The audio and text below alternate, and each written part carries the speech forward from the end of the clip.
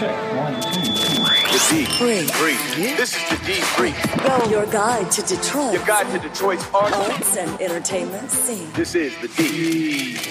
Brief. Hello and welcome to the Debrief for Tuesday, November 13th, 2018. I'm your co-host. My name is Seth Ressler. And I'm Becky Scarcello. And we are doing our very first live show right here at Eastern Market Brewing. Give it up, everybody who's in the audience. Thank you for coming out tonight. Look at that. I was worried nobody was going to show, to be honest with you. I think there's 85 people here. Look, we're really excited about tonight's show. First of all, this venue is amazing. It's been open about a year. They've been around for about as long as we have. Yeah, they just celebrated mid-October, their first anniversary. So congratulations. If you've never made it out to Eastern Market Brewing, you absolutely have to come out here. The beer is fantastic here. I mean, I love all the beers. Oh, I'm having the strawberry milkshake. Yes. Really recommend it. It's absolutely. very good. So, look, we've got a really exciting show for you tonight. We have on the show tonight Mark Kurlyandchik, who is the restaurant critic from the Detroit Free Press. Give it up for him. And we also have right next to me Robert Allen. He's the Free Press beer columnist.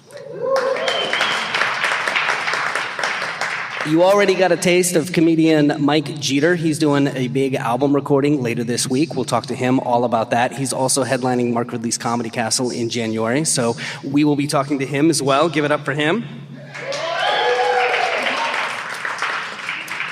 And our Thursday episode this week is going to feature David Kiley of Encore, Michigan, talking all things live theater in the state.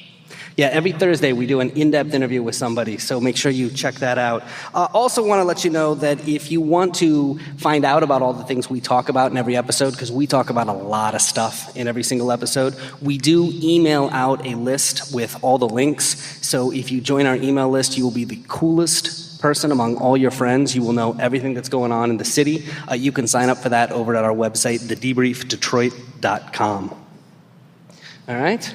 Let's go. All right, with that, let's get into it. We've got all of your Detroit concerts, comedy, plays, food, drinks, and more. Give it up. Can't get enough. This is the D. Freep. Subscribe on Apple Podcasts or wherever you find your favorite shows.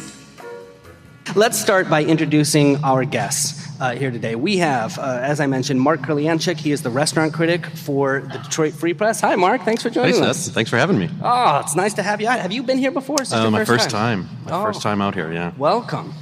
Also, we have Robert Allen, beer columnist for the Detroit Free Press as well, and he has a new book out, Fading Ads of Detroit. Welcome. Thanks, Seth. Glad to be here. And tell us a little bit about the book. So the book is a survey of signs, historic signs that have appeared recently as well as have been fading over time across the city of Detroit. I spent a year taking photos of them, and then I went and knocked on doors of the businesses and the homes that were in those areas and dug deep and found some pretty incredible stories that are very uniquely Detroit. The photos in here are gorgeous. Oh, thank you. All taken on my iPhone. Wow. No, really? No kidding. Wow. Do you have a favorite story in here? Well, my favorite one's probably the one about a bar. Anyone in particular? Yeah, it's called Brooksie's. It's over on the west side. Really, really incredible story. This bar had opened as the Venice Cafe back post-World War II. A veteran actually opened it and put in this amazing sprung dance floor and all this stencil glass. Anyway, long story short, building was empty for like 20 years, and this guy comes in and opens a bar in a tribute to his father, who had an opportunity to go be a professional musician and stayed home and raised him instead. So, really amazing place over there. Wow. Do you discover that a lot as you went through this book? I mean, signs that had kind of gone missing and then reappeared out of nowhere? Yeah, there are these, you'll notice, across Detroit as the demolitions that are underway are taking down buildings that were, next to the building, straight up against the building next door, and it obscured the signs from all the weathering and sun-beaten, fading ads that have happened across the city. So there's some places increasingly where you can go and you can find these ads from the 30s and 40s that look almost new. Oh, that's awesome. Yeah, a lot of fascinating stuff. Well, let's talk about what each of your jobs entail. I mean, what do you guys actually do? Starting with you, Mark. I mean, what is the role of a restaurant critic today? It's a terrible job. God. Wouldn't wish it upon anybody. I have been begging Mark since I met him a while ago to be his +1. One of these days. There's a long line behind you, but one of these days, I promise, Becky. I mean, it's a lot of kind of what it sounds like. It's eating at various restaurants, mostly. A lot of times it's new restaurants, just because that's what's news is in our name, and then writing about them. And it's not just the old restaurant critic who's anonymous and struck fear into the hearts of all the restaurant owners out there. I don't think that's necessarily the case. I think I strike maybe a little bit of fear, but I also do trend stories. I've got a story coming out this week about the labor shortage in the hospitality industry. So it's just kind of straight reporting. I also make films for the Free Press, so it's a little bit of everything. I take my own photos. I mean, it's different every day, and that's part of what I love about it. It's really dynamic. I mean, films, that sounds unusual. I mean, is that a common thing for restaurant critics? No, absolutely not. I'm probably the only restaurant critic in the country that works for a newspaper that also makes films, but I have a documentary background, so I came to this job with them kind of knowing that that's what I was doing before, and they wanted, video is very much a part of if newspapers survive, it won't be in print, it'll be online, and video is a big part of what we're doing moving forward. Wow. Yeah. What about you, Bob? What's a typical day look like? He drinks beer. Yeah, And then he writes about my boss it. buys me beer, and I drink it. Sometimes write about it. Are we ruining your night off? Is that? No, that's pretty typical, actually. So it's going well. Sometimes his articles don't make a lot of sense. What? I mean, how do you be a beer critic? How do I? No, you find the human stories. I mean, you write about the the beer and the trends and the fascinating stuff, but the stuff that I really enjoy the most is entrepreneurs starting from scratch and making something that is new and different and catches fire. Nice. But Bob also wears many hats. I mean, he's not just the beer columnist. You edit the Sunday paper basically on Saturdays, right? I mean, you That's write accurate. Metro stories. I mean, Yeah. it's as our newsrooms have shrank, we've all had to kind of take on more responsibilities and do a lot of things that maybe 10, 20 years ago were one person's job, and now we're doing three people's job. And that's common in just in media in general, Yeah, right? right. Like everybody is pulling more hats. Doing more with less. That's Yeah. the mantra. Yeah. So, have you guys started podcasting yet? You know what? We actually the Free Press had an arts and entertainment podcast right when I started 3 years ago, and I think we did that for like a year, and then I don't know, pulled the plug. Well, if you need anybody to outsource it to, let us know. Keep me in mind. We are available. Hey, one of the things I did want to ask you about, Mark, and I'm sure you've been talking about this a lot, but there was a restaurant review that you did earlier this summer that caught a lot of attention. Anybody here hear about this restaurant review? Do you guys know what we're talking about? Empire, right? Kitchen and cocktails. I still get emails from angry people who love it. I'm not kidding. I got an email like 3 days ago. Talk a little bit about what happened and tell us the story of that restaurant review. Well, I mean, it's part of my job to be honest, I think. And I've been seeing this kind of proliferation of this particular style of restaurant. And Empire to me kind of embodied that. And it was kind of a cautionary tale of what could happen to the culture of Detroit's dining scene, which I think has a lot of potential. It's vibrant, it's beautiful. There's a lot of people doing interesting things, and there's nothing wrong with opening a restaurant that isn't trying to be what Selden Standard is or whatever. But there's all these new developments going on, mostly in kind of the downtown core, but downtown and midtown, and every one of them has a space for a restaurant or retail. And I went into Empire with an open mind, I must say, and then came out with a less open mind, I would say. I don't want to relitigate the entire thing. You can read the review. Can I actually read a line from it? Because there was a line that caught my attention. Sure. It caught my attention not just because it's about Empire, but because it also seems to be about something broader that's a conversation in this city. Quote, "It's hard to sip a $13 cocktail on Empire's covered all-season patio on the corner of Woodward and Erskine, a stone's throw from a homeless shelter, without feeling like the scene is a longtime Detroiters' gentrification nightmare playing out in real time. Yeah. And I wanted to ask about this because this is a common theme on our podcast. We are, on the one hand, very excited about the rejuvenation of Detroit, about this city coming back. But on the other hand, there is this question of gentrification of, is this only happening in certain neighborhoods and not other neighborhoods? Is this displacing people who have been here a long time? You know, I've only lived in Detroit for 3 years. Am I displacing all the podcasters that have been here for decades before me? You know, things like that. How do you see that playing out when it comes to the food scene? Well, the thing is, you know, restaurants are often kind of on the front lines of gentrification. You know, you get a new cafe that serves $5 lattes, and there goes the neighborhood. That's kind of the the cliche about it. So, you know, I think historically, some people have maybe disagreed with including something like this in a restaurant review.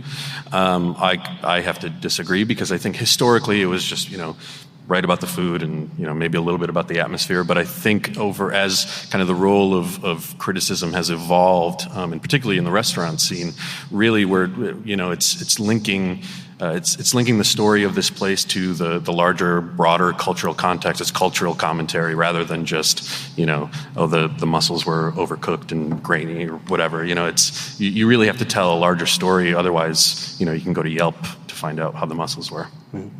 Mm-hmm. What about in the beer world, Bob? Is gentrification a thing there, or are you just happy to see guys moving into Eastern Market and brew beer? You know, I'm actually working on a story right now about how breweries have been opening up in areas that are the old, industrial, worn out, haven't had much use as everything has turned from manufacturing toward service, you know, in a lot of parts of the country, especially right here.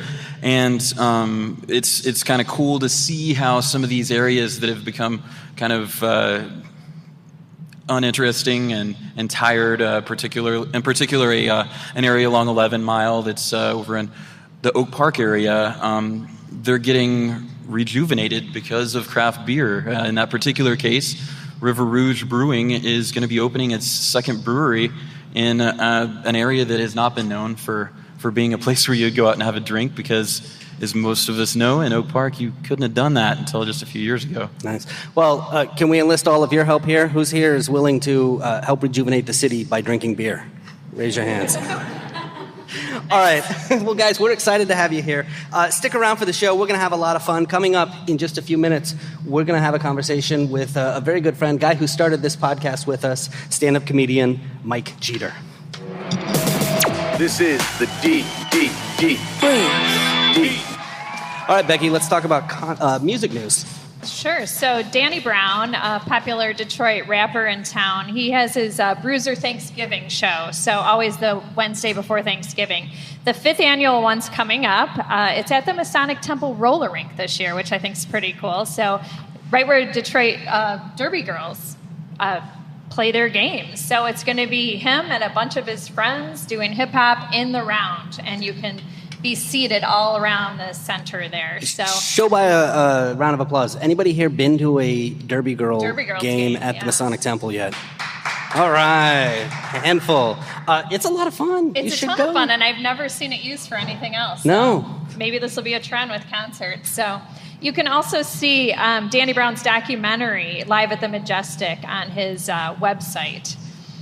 So Veterans Day just happened yesterday, the 11th, and I think this is really nice. The DSO has decided to give $10 concert tickets to any veterans, active military, and their families. So there's a bunch of concerts that you can get for $10 with the code HEROES1819. These include Friday Night PNC Pop Series, the Friday Morning Coffee Series. The first one is this Friday, so check that out. There's a bunch of dates for veterans and their families for $10 at Orchestra Hall. So a cool thing coming up at the DIA Friday night. Have you guys gone to the live events on Friday nights at the DIA? Yeah, I've been. No? Oh, you guys got to make it out. You got to go. I mean, it's free to Tri-County residents and always has entertainment. This Friday, there's going to be 6 grand pianos in Rivera Court playing simultaneously at the same time.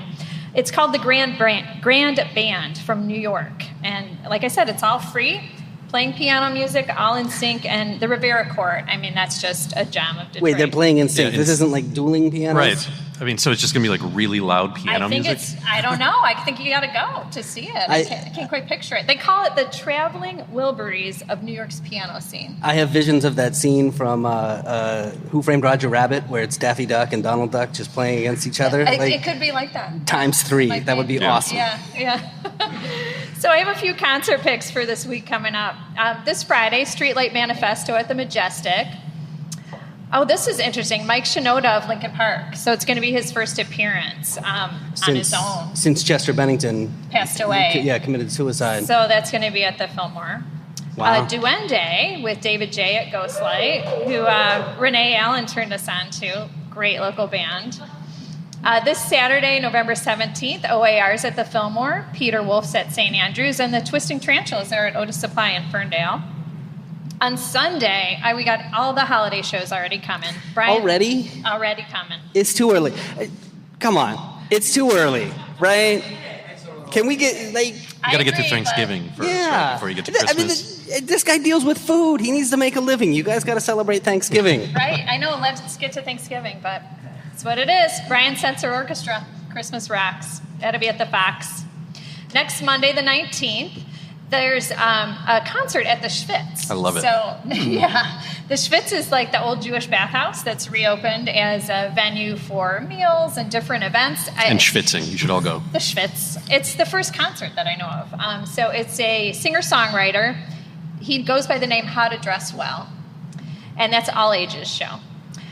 Wednesday, November 21st, along with Danny Brown's Bruiser Thanksgiving, you can also see Sponge at St. Andrews Hall. And I'm telling you, they still will rock your socks off. I saw them at the Detroit Music Awards in May. Great. Local band. I hate to admit this. I did not know that they were a Detroit band. Are you kidding me? Really? No, I'm not from here. I Yeah, get I guess license. How long can I keep using that excuse? Is there like How long? You've been here for 3 years? Yeah, three and a half. Yeah, think it's this is after Sponge's heyday, so I think it's forgivable. I mean, I owned Rotting Pinata back in the day. It was a good record. I mean, that's testament. I mean, they were so big, it was like you didn't talk about where they were from. Well, you thought they were from Seattle. Yeah. That's like true. everybody. Yeah, that sound. Yeah, definitely. So let's see. On sale, Backstreet Boys. Woo! Coming to town. Where are my Backstreet Boys fans at? Why not? First concert ever. I'm sure for a lot of cuties. Wow, I just felt old. Mine was Marky Mark. So this Wednesday they go on sale, so you better go grab tickets. The originals, I like it's it. not they're not coming till August 12th, 2019. But You guys Backstreet fans? Mark, Bob? I always get them mixed up with all the other boy bands from that era, but I could probably, like, if I knew that, if there were some songs that came on, I could probably sing along. name something. Yeah, how many Backstreet? All right. Quit Playing Games with My Heart. That was them, yeah. That's the only one I know. Because I said it earlier. I'm blanking. And there was a really good dance. Does anybody know any other Backstreet Boys songs? I'm sure I'd recognize them, but yeah. So it's going to be at LCA, their first major tour in 18 years. And they have a new album coming out in January, too. So All It's right, called DNA. DNA. Coming up in just a few moments, there's a big citywide Detroit scavenger hunt that's being put on by a friend of the show. We'll tell you all about it in just a few moments. I would like to say to the people of Detroit, I can feel the difference. Come down to Detroit. The Detroit Institute of Arts. The Detroit Zoo. The Michigan Science Center. Detroit Cocktail Classic. The Arab American National The Museum. Little Caesars Arena. The Henry Ford. Eastern Market. The Cure Line. The Detroit Derby Girls. Motor City Brew Tours. I think everybody can feel it's a it. comeback story that everybody's been rooting for. Detroit is moving. And you're listening to The Debrief. And you are listening to The Debrief. The debrief. Debrief. The Debrief. Ladies and gentlemen, I want to welcome back to the stage Mr. Mike Geeter. Give it up for him. Like I said, a year ago, Mike and I started this podcast. Mike has been a phenomenal stand-up comedian. He was on Kevin Hart Presents Heart of the City 2 on Comedy Central when they did their Detroit episode here. He was one of 4 Detroit comics featured. He's also been featured on Fox Television's Comedy Showcase Laughs. He's worked with the likes of Hannibal Buress, Jim Norton, Artie Lang, and Ricky Smiley. Mike, it's good to have you back on the show. Man, it's good to be back. What is up, people? What's up, people? This is the dope. Listen, man, I got to tell you, man, I just being here with all of the accoutrement, the debrief logo and all that, Becky, Seth, Man, this is cool, man. This does my old heart good. Y'all don't feel it, but it's growing like 3 times bigger than it usually is. But this is dope, man. This is dope. This is a great idea. Thank you for having me down here. Well, let's talk to you about what you've been up to, because it's been a while since we've had you on the podcast, and I know you've been working on a lot of stuff. And you're looking so fine. Yeah. Girl, you know what that, you know what I call that, Becky? What? Monday. Well, Monday looks good on you. Thank you. No, seriously, you. I lost a couple lives. You dropped some LBs. I dropped some kegs for all of the Canadian listeners. I dropped some kegs. You're taking your health back. I am. I'm taking stones for the UK. There you go. Listeners. The stones. I'm sure we have a lot of those. So that could be misinterpreted in several ways, but that's okay. That's okay. Yeah, I'm just trying to, I'm about to hit 50. Big 50. Yeah. All right. I don't know. What are we? Fiftigarians? I don't know what they call it. Octogenarian, whatever. But just trying to be healthy and live a better life, Yeah, you and me both. Yeah, man. That's got to be hard with your job. Yeah, see, if I didn't have this beard, I'd look like I was 26, because that's how good I look. But I want this beard because I don't want to be attacked by younger women, because I don't need all of that action. I'm old. I can't hang with that. I just said I was old. I don't know. Mike, let's talk about the big event you got going on later this week. You're doing an album recording. Yeah. Thursday in Lake Orion at 20 Front Street, 7:30. If you all can get out there or know people are out there, I would advise you, if you want to come out, to buy tickets online at 20frontstreet.com, because it's a very small venue, and we've already sold a lot. We're expecting a huge walk-up. But this is the one that is going to be the end-all, be-all. I have a great lineup of local comedians, Rob Jenkins, Melanie Hearn from Detroit, Mark Habib, Mike Ball, my buddy, he's from up in Saginaw, and I'm going to go out there and spit an hour of humor for the masses, turn it into a CD. We're recording the video for video, and in the hopes of trying to get in on the Netflix. Nice. I'm that good, people. Well, we know you're good because you're headlining Mark Ridley's. And I have a jersey with my name on the back of it. Well, that's why. Legit. Yeah, but it's a Lions. I paid for it, though. Right, it's the Lions, right? Whatever. I feel like crap, so I want to look like crap. I'm just kidding, Lions fans. So I'm sorry. Comedy Castle. Headliner. Yeah. It's like what every comedian in the area wants. Yeah. 6.5 years. It'll be almost my 6.5 year birthday of starting comedy. I'll be headlining there at the Comedy Castle in Royal Oak, if you guys don't come out to my taping.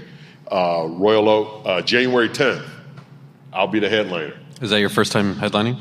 Yeah, first time headlining there. I've headlined all over the country, up in Canada. I was just over in Thunder Bay last weekend, which is, if you don't know where Thunder Bay is, start driving up 75 and then turn left. And when you run into a big wall of polar bears, that's where Thunder Bay is. It's way up there. I made it and I rocked it, and I'm never going back to Thunder Bay. Never going back. You say that today. Well, you know. I brought the Thunder and I brought the Bay and I put it together. Nice. BAE for you guys out there listening. I was impressed to learn is your acting gigs. Yeah. Such. I've dabbled in the fine arts, and I was in a small student film a few years ago.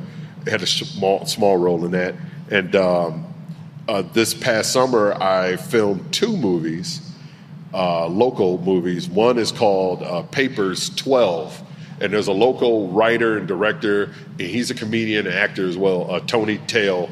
The guy is incredible energy. This is the 12th installment of this series that he has, and this was his first full-length one. It was 90 minutes.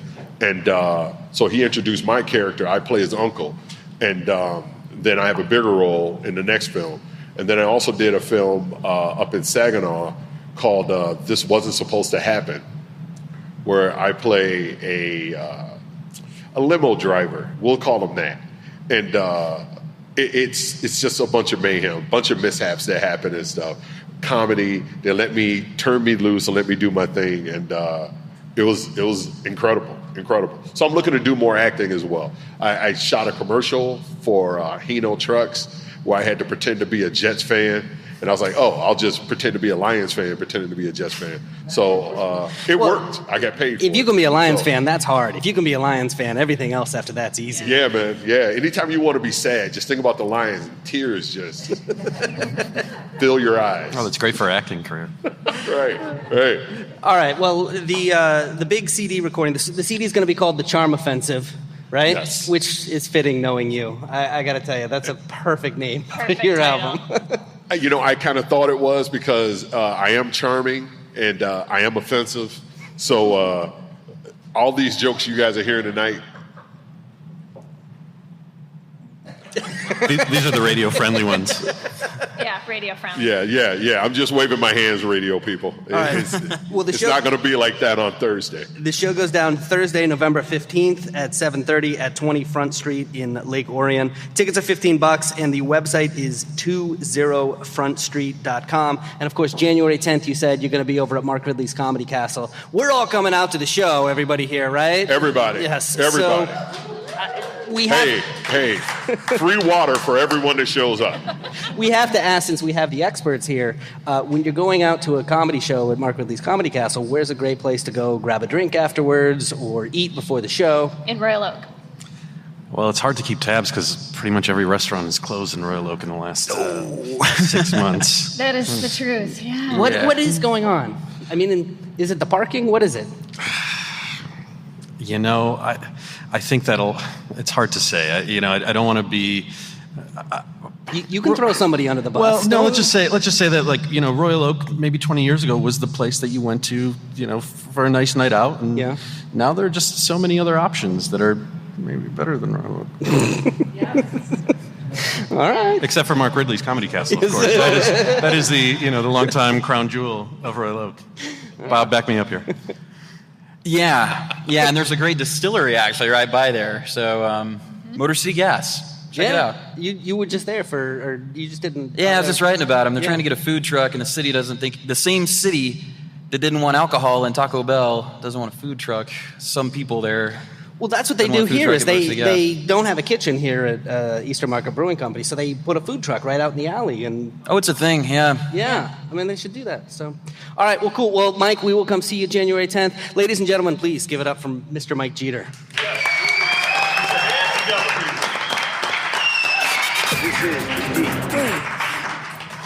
All right, Becky, let's talk about what's going on around town. I got to talk about Christmas stuff. It's all this week, all the Christmas tree lights. Too soon. I know. I'm sorry. I've become a member of the media that makes things happen too soon, but it's happening, so I got to talk about it. The 15th annual tree lighting in Campus Martius Park is going on. So Thursday night, 5 to midnight. No, sorry, Friday night, the 16th, 5 to midnight. So if you want to check the FB event instead of listening to me, because you'll get all the details, it's Downtown Detroit Partnership. But this is going to be cool. It's always cool. It's a great event. And what I thought was really cool this year is the tree came from a family's house in Plymouth, literally from their backyard. So Tanya... Wait, how is that cool? Do they know? Well, the homeowner, Tanya Dafina, she saw this tree getting way too close to their house way back in February, started searching around like, who can I call? Happened to get a hold of the right person at the city and said, we've got this pretty fantastic tree. And they came out, saw it in their backyard, and said, yep, we'll take it. This will make our Christmas tree. So, and then they airlifted it all the way from Plymouth to Detroit. So it's in Campus Martius right now. Has it always been a live tree? Yes. Really? I thought they put it together piece by piece. Wait, you think it's reanimated? What is it? I thought it was like a fake tree that they maybe the first year or two, but most years, at least, if not all. Wow. Yeah, have been live. So it's a Norway spruce. It's 60 feet tall. And Detroit school students are decorating ornaments to hang on the tree, so those will be up. And also Friday night, if you go, check out all the Scoop, because they're expecting like 50,000 people. So between there and Beacon Park, where all the beautiful holiday lights are going up, and they'll also have a heated tent, they're actually going to live stream the event, so you can see it at Beacon Park too, if you don't want to get to Campus Martius. Shuttles are free in between the two parks. I think Santa's going to be at Beacon Park. So check that out. And there's also going to be the Cadillac Square Markets, those little glass huts that you saw up here last year with all the fun shops. There's going to be carriage rides. The ice rink will be open. So it's starting, ready or not. I haven't put my lights up yet. Have you guys? No. Lights up? No. I barely took the Halloween ones down. Yeah. I mean, at what point am I late? I've still got some time, right? Oh, I think December is, yeah. December 1st is safe. Respectable. All right. Although Thanksgiving comes early this year, so anytime It is that early. last week of November is fine too. Okay. I just put those straight white ones up so I don't have to feel bad about getting them down right away. I just say it's because it's dark, you know? Oh, yeah. I feel like if red and green, you've got this increased pressure to remove it After New Year's. after New Year's. Yeah. So I'll stick with that. So there's a few other Christmas tree and light events going on, I mean, all over the metro area, but just a couple I wanted to highlight. Downtown Royal Oak has their tree lighting on Thursday. Downtown Wyandotte is Friday. The Wayne County Light Fest in Westland opens up November 15th. That's the one that you drive through for $5 a car, and Santa's Workshop's at the end. It's really nice. Wild Lights at the Detroit Zoo starts on November 17th. So they have 24 nights all together. I live right by the zoo, and it's awesome. Like, I feel like it's my backyard's lit up all season, and that's just a super great event. You walk through the zoo, and lots of events going on, entertainment and food and stuff as well. The Festival of Trees at the Ford Community and Performing Arts Center in Dearborn opens up on the 18th, goes through the 25th. That's where they have the giant trees all decorated. Some are for sale, and Reese gingerbread houses, just kind of a Christmas wonderland in there. So I'm curious, you guys, before we get to Christmas, what do you like to do on Thanksgiving? Like, are you guys cooking at your house? Are you going somewhere? What do you do? I'm hoping to get a deer. Oh, you'll be Going hunting. up north, yeah. Okay. Nice. Is this an annual trip, something you do often? Well, I did it last year. Since I've been in Michigan, I found out the deer are a lot bigger here than they were in Texas, where I come from. And, yeah. I thought everything was big in Texas. Not the deer. They don't like to talk about that. What about you, Mark? What are you doing for Thanksgiving? I cook every Thanksgiving. Do you? Yeah, we're going to my mom's house, and I'm going to make all the things. Unless, actually, like, my wife might have a baby any day, so I could be in the hospital, too. Oh, Yeah. really? Wow. Yeah, so we'll see. When do you do? Sans baby, I'll be cooking. December 6th. Oh, It's coming up. Congratulations. Yeah, any day now, though. Oh. Yeah, thank you. I'm curious, are restaurant critics good cooks? That's affirmative. Well, You've had his food? And I'm not I've just had his asking about campfire you, cooking. but in your experience, as I assume that you guys all get together at a convention every year I or think something. it helps, probably, because you should know a little bit about things, but not necessarily. I mean, I think it definitely helps to be a better, a good writer more than a good cook. Right. But I found that being this job has made me a better cook, and being a cook has made me a better restaurant critic. So, Do you ever go to a restaurant and then try to reverse engineer a dish that you've had? sometimes, like sauces and things, yeah, a little bit. I'm not very good at it though. I'm not, I usually find a recipe in a book and then I kind of riff on that late at night. That's my thing. Cool. Yeah. I'm going to Ithaca, New York. My grandfather to New lives York, out there, yeah. and so I get in the car on Wednesday and drive. And Google Maps says it's 8 hours, and I'm doing something wrong. At least you're not going to Thunder Bay. Yeah, no. At least I'm not going to Thunder Bay. Nice. Well, this past weekend, this really interesting exhibit opened at the Arab American Museum. It's called The Far Shore. And it runs through April, so you have time to see it. But I had a chance to talk to the curator, and there's a interview that I wrote up on our website, thedebriefdetroit.com. I encourage you to check it out. It's just fascinating talking to her. So the themes of the exhibit are migration, survival, displacement of communities. There's 5 visual artists paired with 5 poets. So a poem and a visual piece are paired together. All of the artists and poets are either immigrants from Arab countries or they're descendants of immigrants. So they're sort of telling their story through their art. So check that out. We'll also be interviewing all the artists coming up soon, too. And last, I wanted to tell you guys about an all-Detroit scavenger hunt that we're going to be involved in. So it's put on by Detroit History Club. Fan of the show, Bailey Sisoy-Isgro, who we've had on numerous times talking about Detroit history. Just out of curiosity, has anybody here been to either a Detroit History Club event Any or of their Detroit tours? History Tour? Oh, Renee, you have? Yep. You guys have? Yes. Amazing, right? I mean, they know their stuff. Always super well done. We have her on the show all the time, and she just rattles off stuff, and you're like, how do you know? Like, how I do you don't know. keep It's this in your head? I know. She doesn't Yeah. even take notes. Yeah. So this is a 4-hour scavenger hunt. So if you really want to get into Detroit, you show up at the Tangent Gallery with your ticket in hand. They still have tickets available at DetroitHistoryClub.com. And you can form your own team, and you solve riddles, you do challenges, compete puzzles, and find things all around Highland Park, Hamtramck, Detroit. Show back up at the Tangent Gallery with what you've got. They've designed it to be impossible to do the whole thing. So I think it's all about strategy, So what you decide to do for what points. we did one of these, my girlfriend and I. We went to the Detroit Historical Museum. Was that where it was? And we did a scavenger hunt. And I've done some scavenger hunts that are, fairly straightforward. There's like 10, 15, Yeah, maybe you 20 can clues, and deal, you can yeah. deal with it. No, she writes hard stuff. I mean, Pretty obscure, yeah. And look, I'm on my phone, and I am a very good Googler. And I mean, do it. it was hard. It was Yes, tough. I think it'll be a challenge and pretty fun, and I'm sure see things that you wouldn't normally see. And at the end, there's a big Coney Dog dinner, and there's a few vendors and other things going on, including we'll be there with a debrief booth, and you can do extra things with us to earn points, and we'll be giving away some fun prizes. All right, coming up in just a few minutes, I'm going to tell you about some Matt Patricia hijinks. The Debrief. All right, I want to tell you guys about a story that caught my attention this week. As you know, I am a former radio broadcaster. I've been involved in radio for, 20-something years at this point, bounced from city to city to city doing radio. And so I noticed that AMP Radio, 98.7, which is a top 40 station here in the Detroit area, actually dropped their top 40 format. This is our former co-host, Jag. He was the midday jock there for a while. And it became the Rudolph Network at 98.7 last Friday at 5 o'clock. This is something that in the radio industry every year there is a big debate and big discussion. Which radio station's going to go Christmas first, right? Because they all want to, you get huge ratings when you go all Christmas music. And it annoys me. Do you guys like it when your favorite radio stations go all Christmas, or does it annoy you? How do you guys know, right? And it's too early, right? It's like the day after Halloween it's happening. But it's never my favorite radio station. So it's like, instead, I've got like this other option now. If I want to listen to Christmas music, I can turn it on. But I'm not really losing anything. So you're okay with that? Yeah. Is there the equivalent of this in your, in the print media? Is there a section that goes Christmas, and there's a debate? There really isn't, right? Not really. No. You guys, are you writing about Christmas at this point? Are you thinking about it? When you guys start thinking about Christmas over there at the Free Press?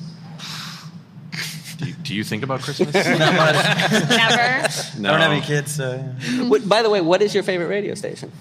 WDET is my... Oh, you're a public radio guy. I'm a public, yeah. I have all the shirts and the hats and the mugs and everything. And, I donate every year, pretty much. Nice. What about you? I'm a podcast guy. Nice! Oh, okay. That's the right answer. What podcast? I kind of like to nerd out a little bit. I like Freakonomics, 99PI, that's 99% Invisible, Radio Lab, Revisionist History with Malcolm Gladwell. Yep. So, Michigan Radio here just teamed up with NPR. They did a podcast. They're doing a podcast about the Larry Nassar case, diving deep into that, which... Yeah. It just hit #1 on iTunes. Yeah, it just hit #1 on iTunes, so it's heavy. It's not your Thanksgiving weekend listening. I like Serial, too. You did like Serial? Yeah. Oh, yeah. You know what? I don't know why this is. I have an easier time with the murder cases than with the other gruesome crime. Yeah. You know what I mean? So, but anyway, back to Rudolph. So AMP 98.7 flipped last Friday. They are jockless. They are playing all Christmas music. The flip took place just hours after 100.3 WNIC flipped, because they always flip all Christmas music. Right. It'll be interesting with 2 in town. Yeah, it's like a ratings battle. But the big question is, what does this mean for AMP? Is AMP going to come back? And what they're saying is that it's a rebranding. I have no inside knowledge from my day job. We were talking about this around the office too. We don't really have any inside knowledge. I know that AMP just got rid of their the morning show that they had there. Well, I can't believe that they got rid of the Rat and Puff morning show like the day after Proposal 1 passes. I mean, that just seems a little backwards to me. Yeah, we should be like Rat and Puff puffing instead. Right, absolutely. They still did a haunted house Halloween tour though, because I guess that was the thing that they did every year. Is they went out to all the Halloween haunted houses. But no, they just brought in a new morning show guy, and they moved the night disc jockey up to morning shows. So the big question is, what's going to happen? This has been a top 40 station here for 9 years. It has struggled, I think, against Channel 95.5. I mean, I just met Mojo, and that guy is so handsome. Handsome. I would struggle against him too. It comes through on the radio. That's how handsome it is. Yeah. He's got that permanent smile. just charming the pants off everyone. But no joke, Mojo is a force to be reckoned with in morning radio Absolutely, in this city. I mean, he's a big name. So the big question is, what's going to happen? Is this radio station going to come back? And I'm Mojo just needs to go to TV, and then it'll open up. Right, and then it'll open up. And there you go. Mm-hmm. So we will see whether this radio station's coming back. I don't know. We'll have to find out. This is the Detroit. This is the Debrief. All right, we're going to wrap up our Tuesday show here. Becky, before we do, you got any people you want to give a shout out to? Sure. I think just since we're here in Eastern Market, a lot of you know I give tours of Eastern Market with my company, Feet on the Street Tours. And so I just want to shout out all the local businesses that are always so kind and welcoming and do great things here. Tons of great local businesses. Sapino's Pizza, Germax, Rockies, Signal Return, Gratiot Central Market. I mean, the list goes on. And if you don't spend time here, you got to change that and make it part of your routine, because it's just a great place for food and fun and community. What about you, Bob? Anybody you want to shout out? The other night I was in Ferndale and went to the new Bobcat Bonnie's. And they actually had some fantastic grilled fish tacos, and they had Canadian breakfast style from Founders on tap. So it was a late night eats joint that really hit the spot. Nice. And you, Mark? For lunch today, or kind of breakfast, I typically skip breakfast, so I go straight to lunch. I had Delphine's Jamaican restaurant again in Warren. It's this tiny little spot, barely has a sign on 9 Mile, and they're just putting out some amazing Jamaican food. I mean, everything from ackee and saltfish, kind of the breakfast, the national dish, to jerk chicken and everything in between. And it's family owned, and it's an awesome place to support. Awesome. Mark, there's a name for that. It's called brunch. Even on a Monday? I don't know if you knew that. It's a new term. Yeah. Not if there's no booze, though. It's not brunch. Okay. Are you trying to school the restaurant critic, really? Good try, man. Good try. I want to give a shout out to a guy. When Mike and I started this podcast, the very first person we interviewed was a local comedian, a guy by the name of Zach Martina. In fact, Mike and I did several practice shows leading up to our first show where we secretly interviewed Zach Martina, and he wasn't there. I've joked that we interviewed him like 3 or 4 times. But he bears a striking resemblance to the Detroit Lions coach, Matt Patricia. And so he's been doing this series of videos after every Detroit Lions game where it's basically Matt Patricia hosting the after-game press conference, and he's got the whole backdrop. I mean, it looks real. You've seen these, right? I mean, and they're very, very funny. So if you want to take any joy at all out of the Detroit Lions season, you can watch these videos. It'll at least give you something to laugh at. And I'll actually post the link in our show notes, but you can also find them in his YouTube channel as well. Just look up Zach Martina. I want to thank Mark Kurlyandchik, restaurant critic from the Detroit Freep, and Bob Allen as well. Mm-hmm. Thanks. Glad to be here. Also want to thank Mike Geeter, stand-up comedian. Good to see you again, dude. Yeah. Nice to have you on. You need to come back more often. Invite me. Well, now that you're headlining at Mark Ridley's, then yeah. Don't forget Thursday's episode. We've got David Kiley of Encore, Michigan, and we've got a mobile app as well, so you can download that. It's for your iPhone or your Android phone, and you can listen to every episode. And you can listen on your Amazon Echo. And you can say, Alexa, enable the Debrief podcast, and we break the show up into little chunks so you can hear us every day if you like. And thank you to everybody here for coming out to the live show. Big round of applause. Thanks for being here at Eastern Market Brewing. All right, everybody. Detroit's moving. Keep up. The Debrief. Your guide to Detroit's arts and entertainment scene.